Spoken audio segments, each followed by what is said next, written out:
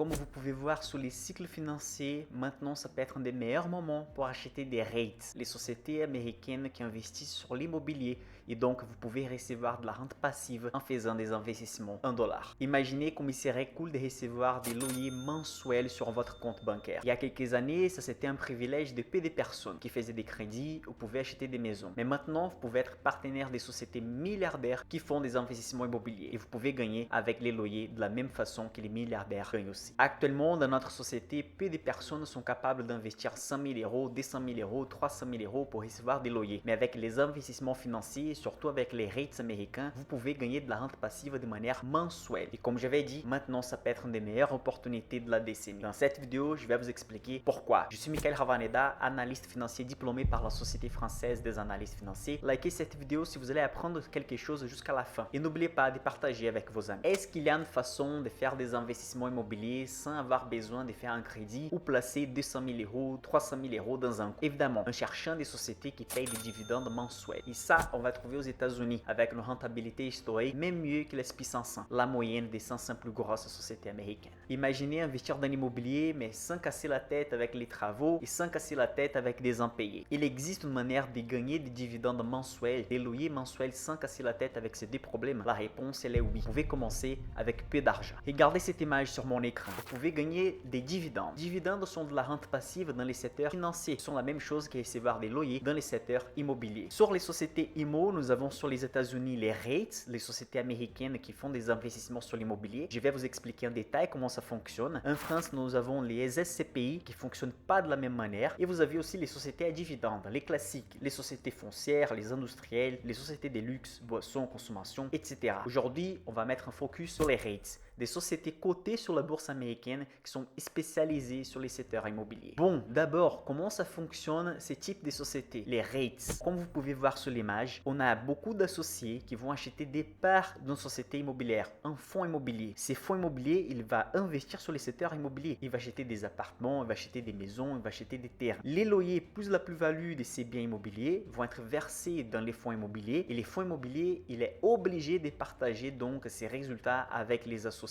Donc en grosso modo, les associés vont se mettre ensemble pour faire un investissement immobilier. Les fonds immobiliers qui va être managé par un gérant et quelques analystes financiers vont être responsables de placer ces montants d'argent sur quelques biens immobiliers. Donc ils vont recevoir les loyers, ils vont verser la majorité de ces gains vers les associés. Évidemment que les gens qui travaillent dans les fonds immobiliers, dans les REITs, ils vont recevoir en fait une rémunération pour ça car ils sont responsables pour analyser les investissements, recevoir les loyers, faire toute la partie bureaucratique. L'investisseur, l'associé, il sera responsable de placer son montant d'argent et de récolter les résultats. Regardez ces statistiques des fous. Il y a plus de 1500 milliards de dollars de capitalisation en moyenne sur les REITs. À ce moment, nous avons plus de 215 REITs sur les marchés américains.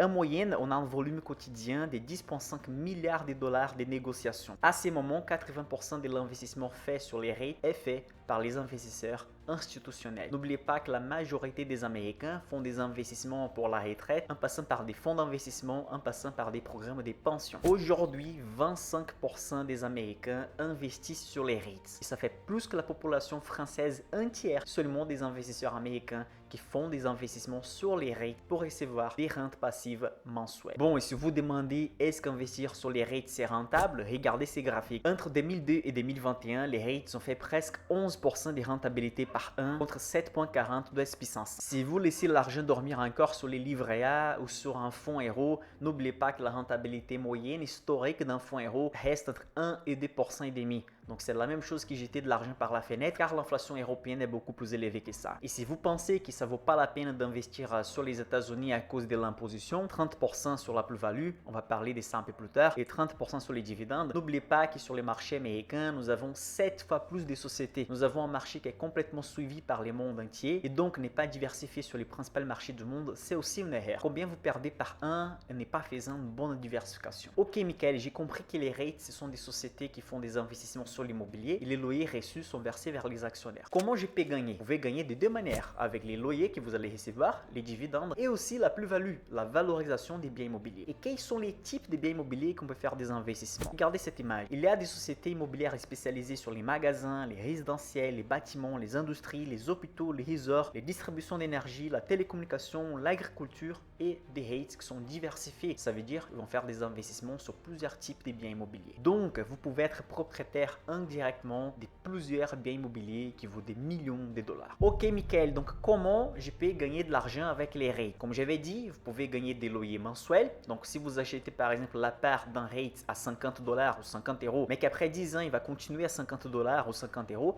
quand même, vous gagnez de l'argent car vous allez recevoir des loyers mensuels. Et donc, ça, c'est rentable. Mais si vous choisissez un REIT avec un prix correct, vous pouvez aussi gagner avec de la plus-value. Acheter un REIT à 50, les vendre après 10 ans avec une centaine d'euros, une centaine de dollars et donc faire de la plus-value. En plus de ça, gagner avec aussi les dividendes. Bon, quelles sont les règles que les REITs doivent respecter? Un REIT doit avoir plus d'une centaine d'actionnaires. Il doit distribuer au moins 90% des revenus imposables. Il ne peut pas être détenu par 5 personnes qui vont posséder ensemble plus de 50% de la part des REITs. Il doit investir au moins 75% sur des actifs totaux immobiliers et tirer au moins 75% des revenus des biens immobiliers. Donc ça, ce sont les règles que les REITs doivent respecter pour faire partie de la bourse américaine. Bon, comment ça fonctionne les gains de capital et l'imposition des REITs? Regardez cette image. Les facteurs générateurs d'imposition, c'est les gains de capital. Donc ça veut dire si vous gagnez de l'argent, vous devez payer la flat tax 30% sur les gains et la déclaration elle est faite sur l'année N+1. Et les pertes, si vous faites des pertes, par exemple les REITs que vous venez d'acheter va avoir une dévalorisation, vous pouvez compenser ça sur les paiements d'impôts sur vos gains. Regardez ce tableur qui va montrer la rentabilité par classe d'actifs. Vous pouvez remarquer que les REITs sont en rouge. En 2010, 2011, 2012, ils ont fait des excellentes rentabilités et les principales rentabilités de marché parce que c'était la récupération de la crise financière immobilière de 2008 aux États-Unis. Ensuite, en 2016 et 2017, les REITs ont rentabilisé un peu moins et en 2021, ils ont battu les records à nouveau, surtout après la récupération de la pandémie de 2020. Mais avec l'augmentation des taux d'intérêt qui a commencé en 2022, ça a touché énormément les marchés des REITs. Et comme vous pouvez remarquer, les marchés y vivent des cycles et à ces moments, les REITs sont en baisse. Exactement les meilleurs moments pour acheter pour l'investisseur de long terme. Acheter des bons fonds immobiliers, des bons REITs quand tout le monde essaye de s'écarter. On peut acheter des bons actifs à un prix très intéressant si vous avez évidemment un horizon d'investissement de moyen terme et long terme. La tendance, c'est celle-là que vous pouvez voir sur l'image avec les flèches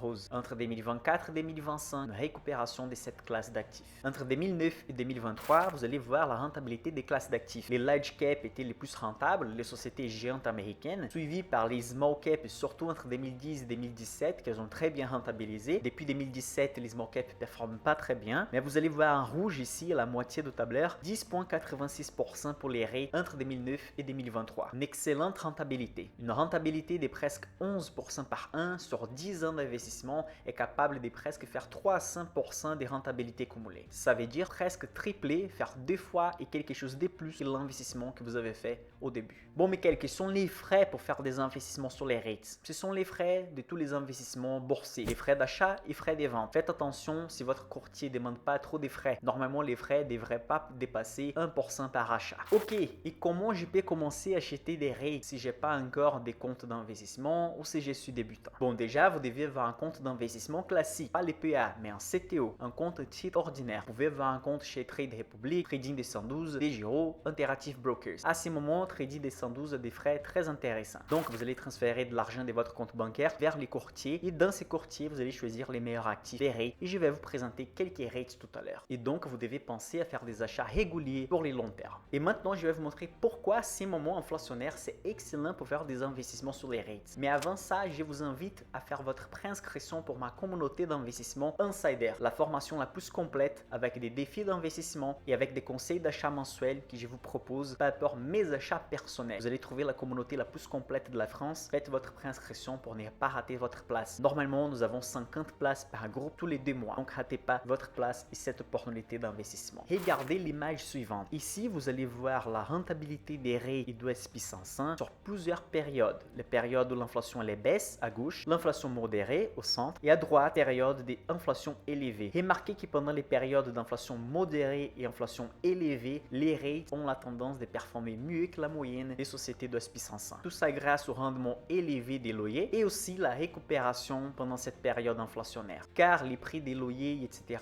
vont augmenter pendant la période inflationnaire. Ça s'est repassé aux gens qui payent les loyers et donc vous, comme investisseur, vous allez recevoir un loyer plus élevé. Bon, quels sont les critères pour sélectionner des rates? Regardez mon écran. Normalement, on doit exiger un versement des dividende yield, les rendements supérieurs à 2%. On veut une croissance des dividendes sur les 5 dernières années supérieure à 4%. On veut bien une valorisation inférieure à 25%. C'est les prix de la société cotée en bourse divisé par la recette qu'elle génère. Il y en a plusieurs secteurs. Je vais partager quelques sociétés qui sont classiques et intéressantes des rates à ce moment. Si vous voulez que je fasse une analyse complète qui est des sociétés des rates, laissez un commentaire ci-dessus. Bon, quels sont des rates intéressants, classiques et qui sont très connus aux États-Unis et qui donnent une bonne rentabilité de long terme? Les premiers, WPC, qui c'est un rate diversifié. Ça veut dire qu'il va avoir des bâtiments industriels, des bâtiments résidentiels et aussi il va avoir des self-storage. Ce sont comme des garages où les Américains aiment bien utiliser pour garder en fait des objets, des choses personnelles de la famille. C'est quelque chose pas encore très utilisé en Europe, mais aux États-Unis, il y a beaucoup. Les deuxièmes, c'est très connu. Realty.com, son code ticker sur la bourse, c'est O. C'est un type de rate retail. Donc, ça veut dire qu'il va avoir des magasins comme les KFC, il va avoir des centres de distribution logistique et aussi des magasins de vente de vêtements, etc. Tous les loyers sont versés vers les actionnaires. Un autre rate intéressant, c'est les EPRT. C'est diversifié. Par exemple, ils ont beaucoup de loyers reçus des McDonald's et des sociétés pétrolières ou des stations d'essence. Ensuite, Global Self Storage, c'est plutôt du secteur industriel et pour les foyers, aussi spécialisé sur les centres de storage pour les Américains. Un autre rate hyper connu, c'est National Retail Properties, NNN. C'est surtout un rate qui va avoir des loyers reçus à partir des magasins et des restaurants. Si vous avez appris quelque chose jusqu'ici, n'oubliez pas de partager cette vidéo avec vos amis, de vous abonner et de cliquer sur le bouton like.